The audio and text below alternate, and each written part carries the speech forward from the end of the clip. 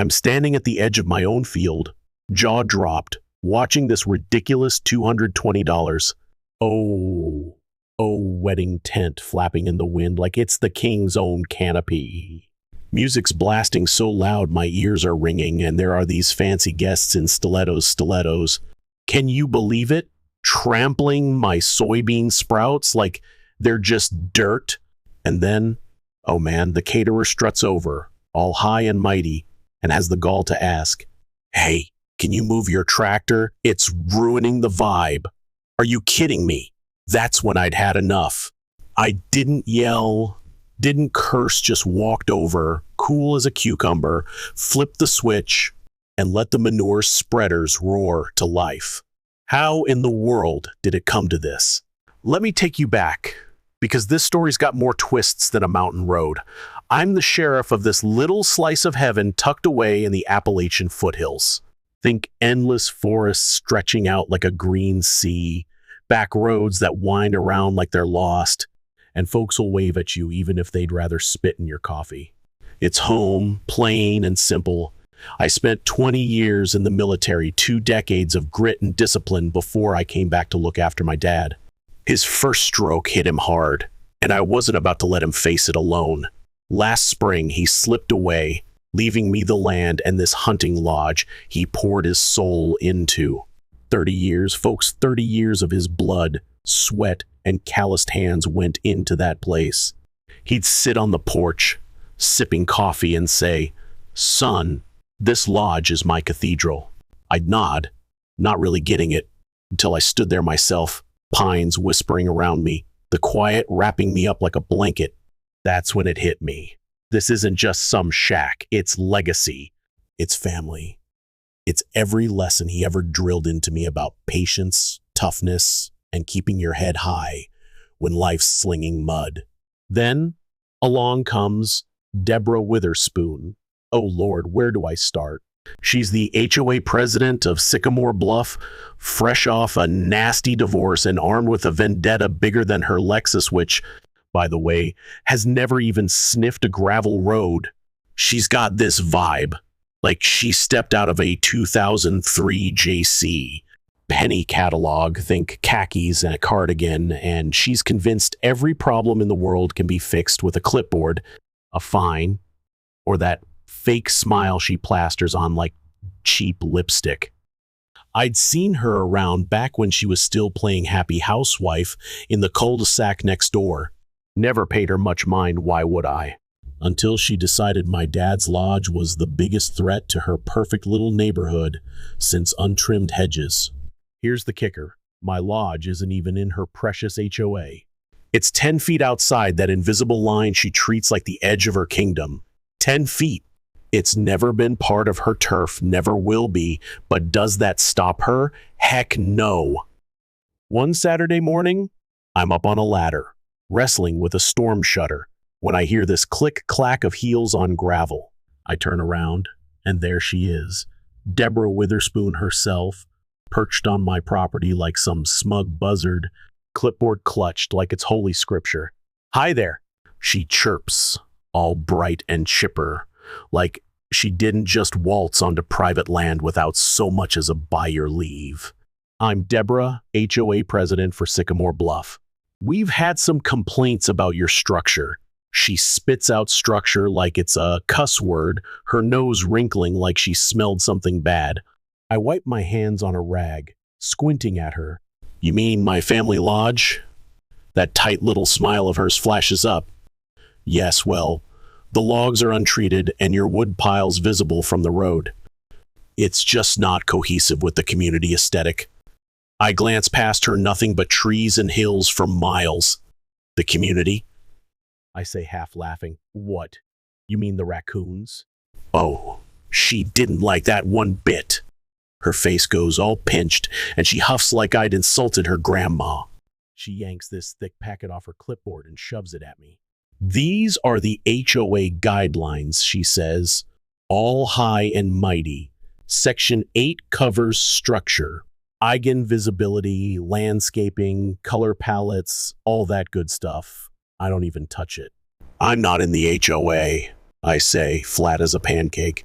Her smile twitches. You're adjacent to it, she fires back, and that impacts us visually. We're trying to preserve property values here.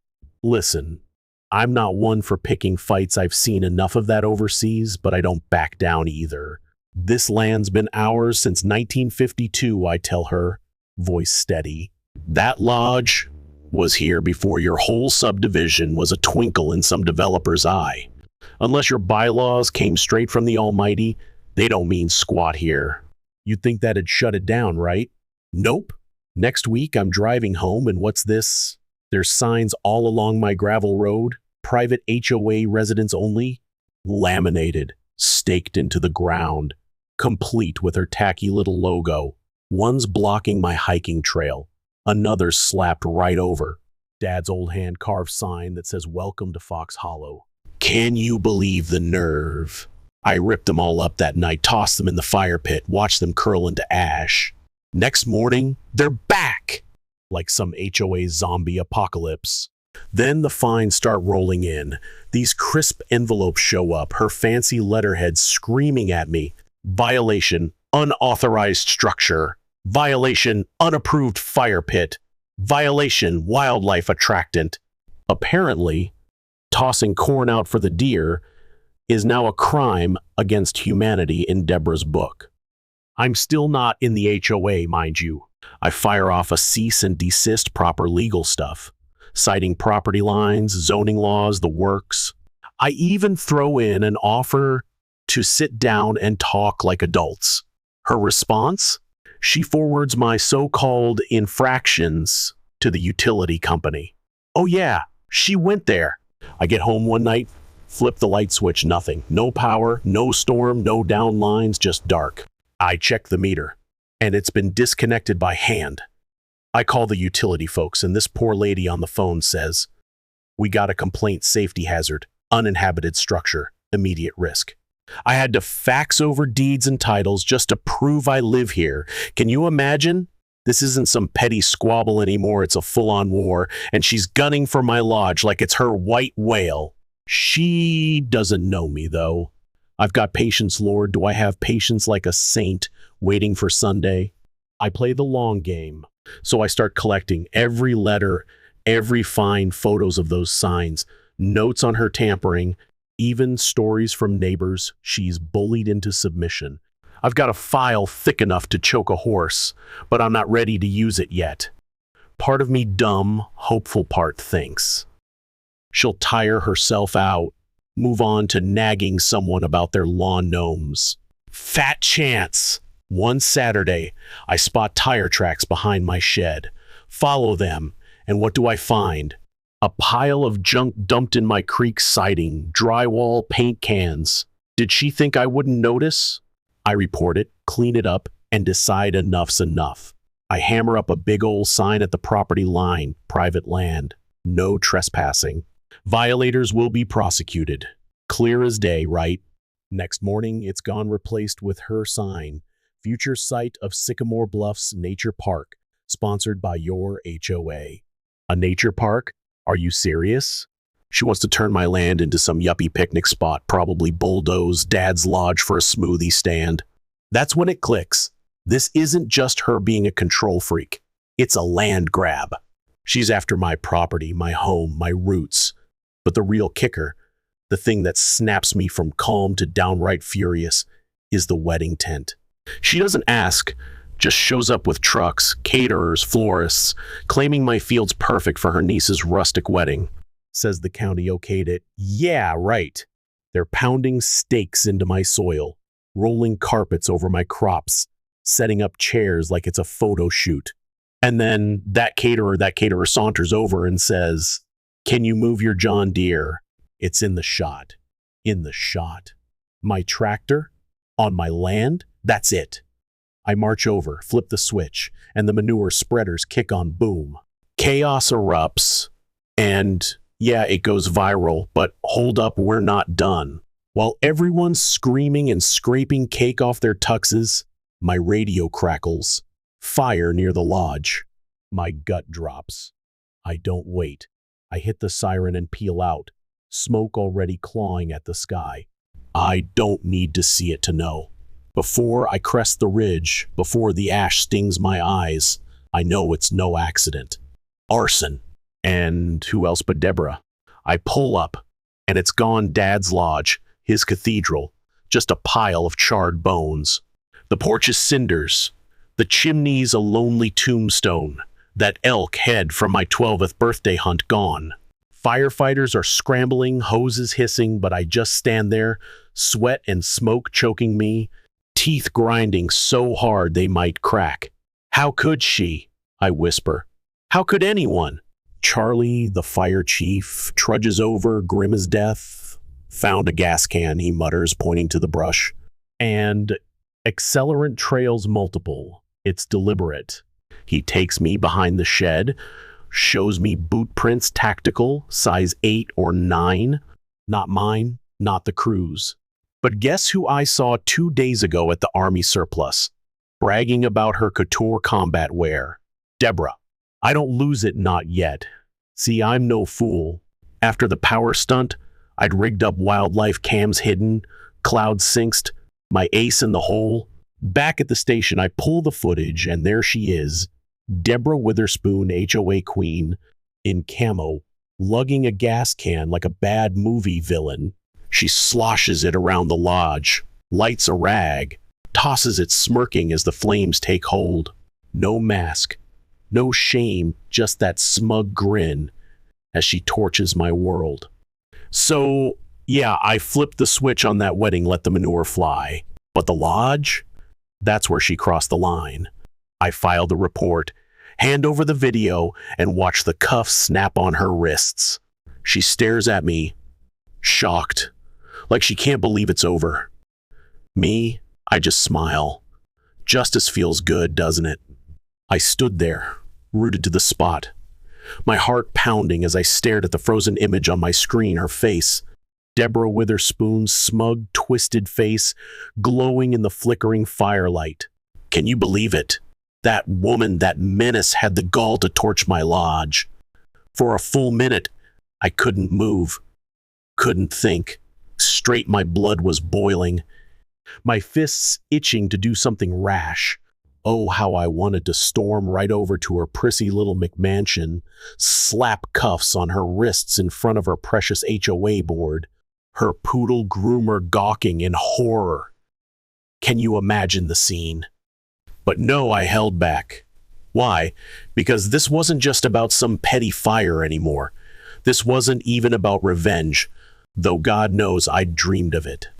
No, this was about everything, every single rotten thing she'd done to me, to everyone in this neighborhood. The fake fine she'd slapped on us like we were her personal ATM, the ridiculous signs she'd plastered everywhere, the endless harassment, her power trips, the property she'd swiped, and all those lies spilling out of her mouth like venom. She'd gone too far, and I was done. So I got to work quietly, carefully, like a hunter stalking prey. I pulled phone records, traced her sneaky purchases, even snagged security footage from the gas station where she'd filled that cursed gas can. Can you picture her there, smirking as she pumped the fuel that would burn my life to ashes? I wasn't stopping there, though.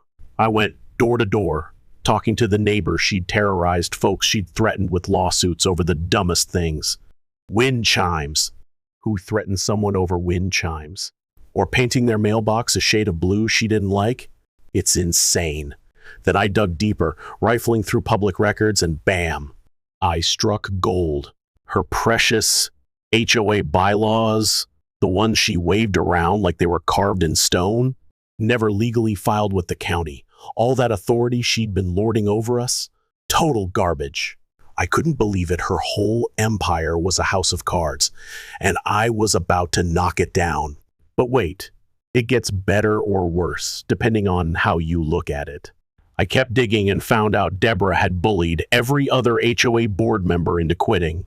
Or, more accurately, she'd forged their resignations. Those poor folks never walked away. She just typed up fake letters, scribbled their names, and sent them out in the newsletter like some dictator declaring victory. No elections, no votes, no meetings. She just crowned herself president for life. And why didn't anyone stop her? Because she's exhausting, terrifying, and relentless, a tornado in a pantsuit. But now? Oh, now I had her. I had the smoking gun, literally. That footage of her setting my lodge ablaze was the key, and I was ready to turn it. One question gnawed at me, though why? Why burn my lodge? What was she after? The answer dropped into my lap from the unlikeliest source, her niece. Can you believe that twist? This young woman, maybe mid-20s, showed up at the station the next morning, hands trembling but eyes fierce. She wanted to apologize for some wedding fiasco. Don't even get me started on that mess. But then she dropped a bomb. Deborah had big plans, she said. A wellness retreat expansion for the HOA spa, hiking trails, a gazebo, the whole overpriced fantasy. My lodge and my stubborn refusal to bend to her will was the only thing standing in her way. She thought if she burned it down, I'd get fed up, sell the land cheap, and slink off out of her hair. Just another backwoods redneck with property rights she could steamroll. My jaw hit the floor. I thanked the girl, made sure she got home safe, and then I got to work. I opened a new file: arson, fraud, forgery, impersonation, harassment, abuse of power. And that was just the beginning. I could have kicked in her door right then, dragged her out kicking and screaming. But no, I wanted her to sweat. I wanted her to keep digging her own grave with every smug HOA notice she posted, every fake fine she mailed, every ridiculous rule she pulled out of thin air. Let her think she was still in control, right up until I yanked the rug out from under her. And then, 3 days later, just as I was prepping the arrest warrant, my deputy called. Sheriff, you gotta see this county clerk's office. Now. I raced over, and there it was, tucked in a new permit application, Deborah's signature, bold as brass, claiming my burned land as conditionally annexed community property for her HOA expansion. She'd filed official paperwork to steal my land she'd torched herself. I almost laughed out loud. What a beautiful, fatal mistake.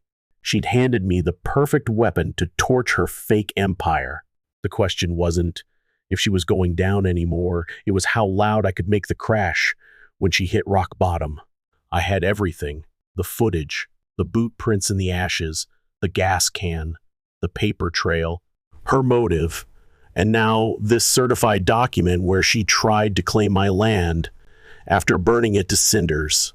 I could have arrested her on the spot. Oh, how tempting it was. But I didn't want just an arrest. I wanted a spectacle.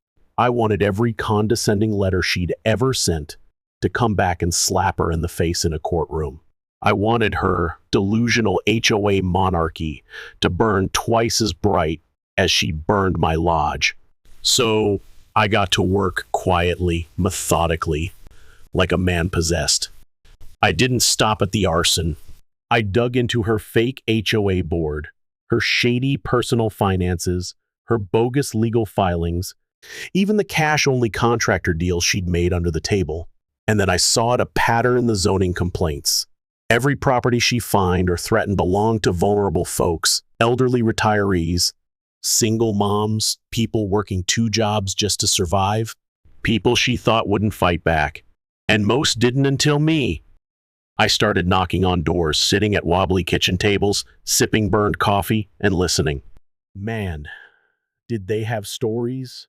Miss Lorna, this sweet old lady, told me how Deborah had her backyard birdbath ripped out, called it an unauthorized water feature. Can you even fathom that? Then there's Bill, fined for non-regulation holiday lights except he's Jewish, and it was a menorah. She fined a menorah. She'd hit people with late fees for dues that didn't exist, threatened lawsuits from law firms that were fake as a $3 bill, and always tacked on a little warning about liens to scare them into paying. She was running a dictatorship, fueled by fear and wrapped in red tape, and no one stopped her because no one knew how until I came along. I was done playing nice. I called in favors from state-level buddies, got her forged HOA charter fast-tracked for review, And surprise, it was a sham, never notarized, and the signatures? Copied from a year-old yard sale sign-up sheet. She'd grabbed names of folks buying used crockpots and folding chairs and turned them into her voting members. It was so absurd I almost laughed. I filed a report with the county clerk, flagged her HOA as illegal, and started the process to rip its authority away entirely. But that was just step one. I wasn't letting her slither off to torment another neighborhood. Meanwhile, Deborah was getting desperate, like a cornered raccoon with a pearl necklace. She must have noticed I wasn't fighting back, like before no emails, no calls, no shouting matches. So she turned up the heat. She sent out a mass newsletter claiming I was under investigation for aggressive and antisocial behavior. She even included a blurry photo of me yawning at the gas station, trying to make me look unhinged. Me? Harassing her? That's rich! Then she held a mandatory community meeting in the park, passing around a petition to boot me as sheriff, complete with signs. My favorite? No law above the HOA? Oh, she made my job too easy. But she wasn't done. She took her delusion to a whole new level, tried to break into the ruins of my lodge. I caught her on camera again, this time with a measuring tape and some guy she called a restoration consultant. She was appraising the ashes she'd made. I rolled up in uniform, and she tried to play it cool. "Oh, just checking for insurance purposes," she chirped, fake smile plastered on, squinting like the sun owed her a favor. "Your insurance?" I asked, letting it hang there. She blinked. "Well, community insurance. We're annexing it now. It's in transition." I looked down at her consultant standing on my dad's old fire pit, the one he dug with a bad back and a rusty spade, and my jaw clenched so tight. I thought my teeth would shatter. "Deborah," I said, ice in my voice, "you're trespassing. Leave, or I'll add another charge to your file." Her smile vanished. "You can't be serious. I'm the president of—" "No," I snapped, cutting her off. "You're the president of a fake outfit with no authority, running on forged papers, who committed arson and fraud. Get off my land or you're in cuffs." Her consultant muttered something about not being paid enough and bolted. Deborah turned red, ready to screech, but stopped. Maybe she saw the quiet fury in my eyes, the kind that comes when a man's been patient too long. Next morning, I marched into the courthouse and filed the arrest warrant myself. No one else could be trusted with this. Arson, vandalism, false claims, harassment, fraud, impersonation, wire tampering. The charges piled up higher than her tacky gold-plated HOA Christmas tree. The judge signed off that afternoon, but I wasn't done. I called up her victims' folks. She'd bullied and fined and asked if they wanted to see justice up close. They showed up with lawn chairs, popcorn, even a megaphone. We pulled up to her perfect white house where she was holding yet another meeting, tables covered in clipboards, banners flapping. She was mid-rant about someone's hedge when I called out, "Deborah Witherspoon!" She spun around, annoyed, then froze. I stepped up and read the charges, every single one. Her face went from smug to confused to furious to panicked as reality hit. The redneck she'd tormented was ending her reign. "You can't arrest me," she shrieked. "I'm the president. This is illegal." I held up the warrant. "This says otherwise." The neighbors she'd terrorized cheered as we hauled her to the cruiser. Someone even played the national anthem. She wailed about lawsuits and flopped onto her hydrangeas like a bad actress. It didn't help. My deputy whispered, "Still charging her for the wedding tent?" I grinned. "Oh, we're just getting started." Court day came fast, not because the system's quick, but because I made damn sure every detail was perfect. I wanted this airtight. I wanted her to strut in, thinking she could talk her way out like always, then watch her world crumble. And crumble it did, piece by glorious piece, as the evidence piled up and her empire burned hotter than my lodge ever had. The courtroom doors swing open, and in struts Karen Sorry, Deborah like she's about to accept an award instead of facing the music. She's decked out in this beige pantsuit that practically screams, "I'm innocent, y'all." Can you believe the audacity? Flanking her is some dime store lawyer who looks like he's already counting the cash he'll pocket for pretending she's got a snowball's chance in hell. The room's not bursting at the seams, but the people who matter? Oh, they're there, ready to throw down. There's Miss Lorna, gripping her birdbath photos like they're her last shred of dignity, because to her, they are. Bill's clutching his mailbox color printouts, ready to defend his right to live in peace. And a half dozen others are there too, armed with stacks of fake fines and HOA threats Karen flung around like confetti at a parade. Me? I'm sitting there in my sheriff's uniform, back straight as an arrow, not smirking, not yet, just waiting for the fireworks to start. Karen launches into her usual song and dance, spinning the arson like it's some innocent little oopsie. "Oh, I was just clearing brush," she chirps, all doe-eyed and sweet. Maybe I accidentally spilled some gas. Accidentally? Are we serious right now? She even tries to sell this wild tale that my lodge, my family's pride and joy, was some abandoned eyesore, and she was doing us all a favor by torching it for green development. Green development, my foot. Her lawyer's tossing out buzzwords like miscommunication and civic duty faster than a used car salesman.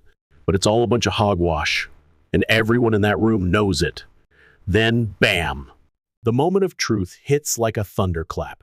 The footage rolls, and it's crystal clear. Karen in camo, looking like she's starring in some low-budget vigilante flick, dumping accelerant around my lodge with this wild, gleeful grin plastered across her face.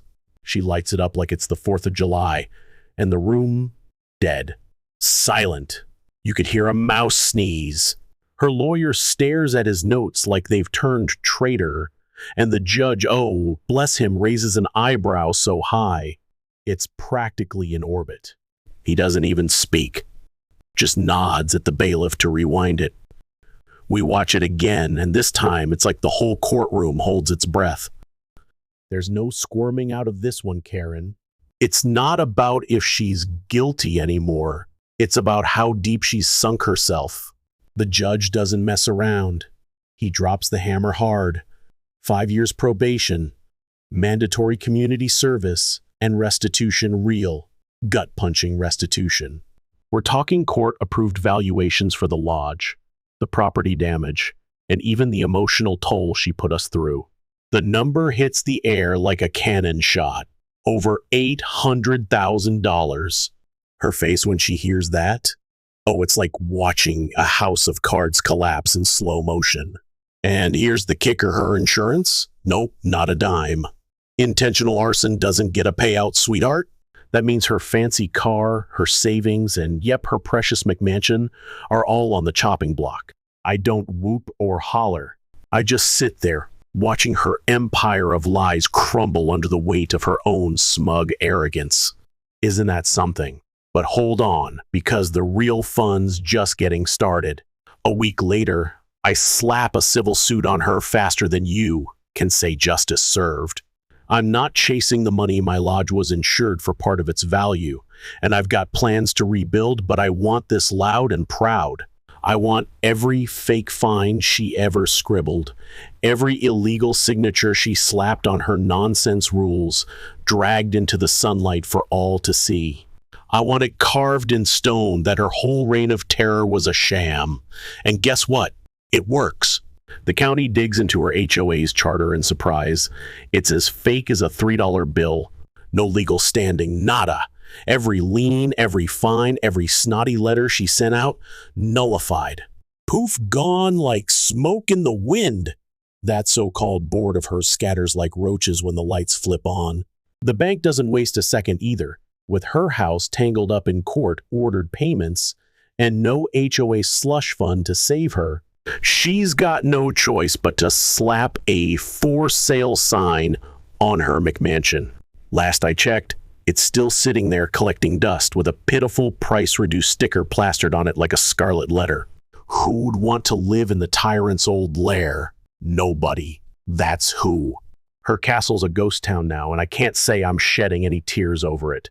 Meanwhile, the community she spent years bullying, they're living their best life. The weekend after the verdict, they throw a barbecue that'd make your mouth water just thinking about it, ribs sizzling on the grill, cornbread hot and buttery, ice-cold beers sweating in the sun, and kids tearing through the sprinklers like it's the last day of summer. No clipboards lurking, no rule books to ruin the fun, no bans on plastic forks or whatever garbage she used to enforce. People are grinning ear to ear, laughing like they've just woken up from a nightmare. Miss Lorna shuffles over with a plate piled high, her eyes sparkling, and says, "It's like the end of a long, cold winter. And oh, do I feel that in my bones. It's like the whole neighborhood's taken a deep, free breath for the first time in years. As for me, I roll up my sleeves and get to work rebuilding the lodge. It's not the same, some things you can't bring back, but I make it better. Fireproof materials this time, a frame that could laugh off a tornado, solar panels gleaming on the roof, and a big, beautiful stone fire pit right out front.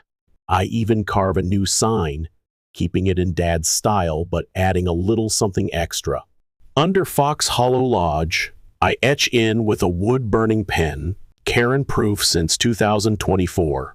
Every time I see it, I crack up. Dad would have loved that he always had a soft spot for a good jab. But the sweetest part? Her community service. The court sticks her in the county maintenance program, and oh, it's glorious. She's out there scrubbing graffiti off walls, repainting picnic benches, and get this, cleaning the public restrooms at the park. She once tried to fence off as private HOA land. I swing by one day just to see it for myself, and there she is, neon vest, hose in hand, power washing a sidewalk, while a pack of teens film her like she's the star of a viral flop. "Hey, aren't you the lady who burned down a forest?" One of them hollers, and her face, oh, it's a mix of fury and shame so rich. I almost feel bad for her. Almost! She tries to duck away, but there's no hiding from that kind of payback. She's still at it, though, sending appeals, scribbling letters claiming she was framed, misunderstood, a victim of some grand conspiracy. Good luck with that, Karen. Every agency she bugs already has the footage. Every judge she cries to has seen her grinning like a pyromaniac in 4K. Her name's mud now, and not even her precious HOA newsletter, long dead, thank goodness, could polish that turd into anything shiny. These days, I don't waste much energy on her. I'm too busy up at the new lodge, tinkering with fixes, hunting when the leaves turn gold, or sipping coffee on the deck as the morning fog drifts through the trees, gentle, not like the smoke she sent to choke it all away. I scattered wildflowers where the old foundation used to sit, letting the forest stitch itself back together. I even rebuilt Dad's memorial bench, stained it darker, sealed it tight, bolted it down so it's not going anywhere. It's solid, like the piece I found. Folks sometimes ask if I wish I'd cuffed her the first time she marched onto my land with her clipboard and made up rules. Maybe in some parallel universe I would have. But here, I'm glad I held off, because this wasn't just about slapping her wrist. It was about proving to every wannabe dictator out there that you can't steamroll people and skip away unscathed. Think the law doesn't apply to you? Go ahead, test it. Just don't be shocked when the guy you've been poking turns out to be the one holding the pen that signs your downfall. All she had to do was leave me be, respect a boundary that was never hers to mess with. But Karen? She never met a line she didn't try to redraw. Never heard a no she didn't think she could twist into a yes. And look where it got her house gone, fake kingdom in ashes, reputation torched worse than my lodge ever was. Me? I've got peace now. And a story so good it practically tells itself. When new neighbors roll in and ask about the HOA, I just grin, nod toward the hills, and say they picked the wrong property to tangle with. Then I pour them a coffee, no rules, no fines, just good company, the way it's meant to be. I feel passionately that living a simple, honest life is far superior to chasing power and control over others. The story of the sheriff and the HOA president hits me hard. It's infuriating to see someone like her, drunk on authority, stomp all over people's peace just to feel big. The sheriff, though, he's my hero. He didn't need to dominate anyone. He was content with his lodge, his land, his quiet life. That's what I crave too. A life where I'm free to breathe, not suffocated by someone else's rules. It's not just a preference. It's a gut-level belief that simplicity beats tyranny every time. And don't get me started on community. I'm sick of this idea that neighborliness means forcing everyone into some cookie-cutter mold. The HOA president's obsession with control, forging documents, burning things down makes my blood boil. True community isn't that garbage. It's about respecting each other, letting people live their quirky, messy, beautiful lives without interference. The sheriff and his neighbors got that. They just wanted to coexist, not conform. I feel that deep in my bones we'd all be happier if we stopped policing each other and started living and letting live. This whole mess screams a truth I can't shake. Unchecked power is a poison. It corrupts, it destroys, and it leaves good people fighting for scraps of freedom. I'm inspired by the sheriff's guts, standing up with evidence and the law, not just taking it. That's a fire I want to carry, to push back against bullies, to protect what's mine, and to live simply but fiercely. We all deserve that chance.